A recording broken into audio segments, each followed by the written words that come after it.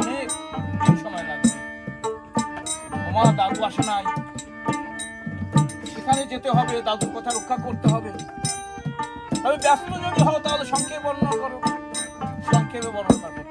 আদি কাণ্ডের রামের জন্ম, সীতা দেবীর বিয়ে,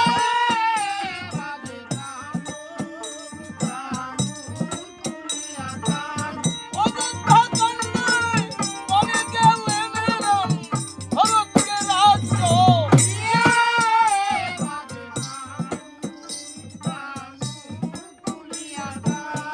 আর কিষ্কিন্ধা কাণ্ডেতে হইল সুগ্রীব মৃত্যু।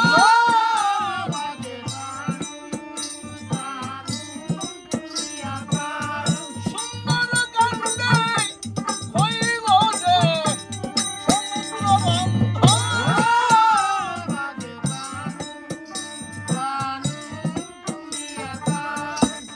যখন গাইল দুটি ভাই বনবাসের কথা,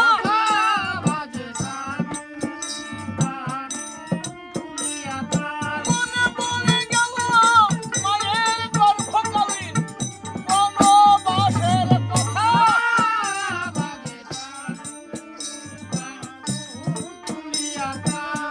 কান্দিতে করুণা ময়ূর মুখে নাহি সরে বাণী।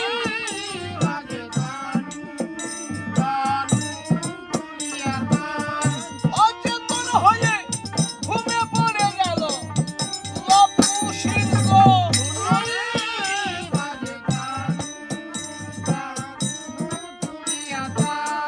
তাহা দেখি লবকুশি ভাই দুইজন,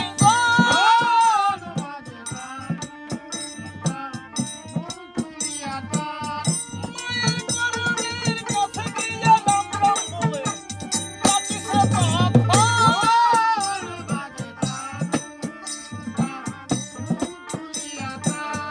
রাম নাম ধ্বনি কর্ণে বসিল, দেহে ফিরিল জ্ঞান।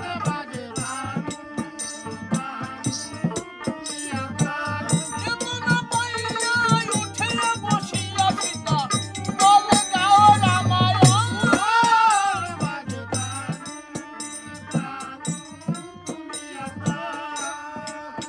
বসু বলে মা, হইয়া গিয়াছে কবে পুরাণের কথা, এই নাম শ্রবণ করে তুমি কান্দো কেন মাতা?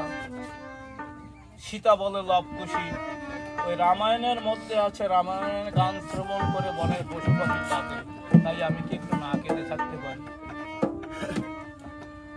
খুশি বলে মা, তোমার এই কথাটা যুক্তিযুক্ত বলে মনে হয় না। তুমি রামায়ণ গান শ্রবণ করে কেন কান্দো সে কথা আমি বলে দিতে